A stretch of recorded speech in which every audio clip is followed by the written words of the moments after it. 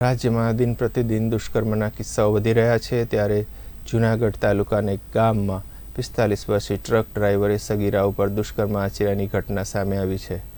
45 વર્ષીય 2 સંતાનનો પિતા અને ટ્રક ડ્રાઈવરનું કામ કરતા આરોપીએ ભાઈને સ્કૂલે મૂકવા જતી મનોદિવ્યાંગ સગીરાને રૂપિયાની લાલચ આપી દુષ્કર્મ આચર્યું હતું. આરોપીએ મનોદિવ્યાંગ સગીરાને સાથે તેના ઘરે દુષ્કર્મ આચરી ઈજાઓ પહોંચાડી હતી. મનોદિવ્યાંગ સગીરા સાથે કંઈક અઘટિત થયાની જાણ થતાં સગીરાના પરિવારજનોએ તાત્કાલિક તાલુકા પોલીસ સ્ટેશન પહોંચી દીકરી પર થયેલા દુષ્કર્મની ઘટના જણાવી હતી. ત્યારે આ મામલે તાલુકા પોલીસે તાત્કાલિક આરોપી વિરુદ્ધ ગુનો નોંધી તપાસ હાથ ધરી હતી.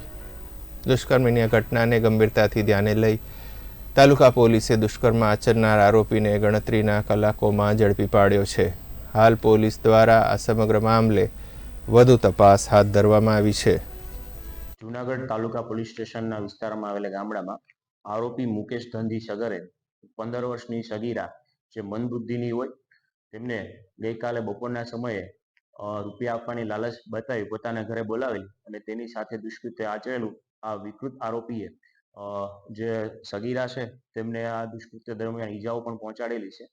વધુમાં આ આરોપી છે પોતે ટ્રક ડ્રાઈવર તરીકે કામ કરતો હોય અને આ જે શ્રમિક પરિવારની જે સગીરા છે તેમની સાથે આ દુષ્કૃત્ય આચરતા ભારતીય ન્યાય સંહિતાની કલમ 64, 65, 74 અને પોક્સો એક્ટની કલમ 4, 6, 10, 12 મુજબ ગુનો દાખલ કરવામાં આવેલો છે.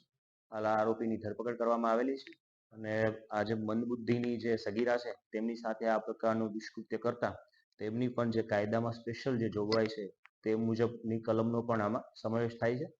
તેના વિરુદ્ધ વધુમાં વધુ સટીક પુરાવો મળે તે માટે તાલુકા પોલીસ સ્ટેશનના ઇન્ચાર્જ પીઆઈ આ ગુનાની તપાસ કરી રહેલા છે.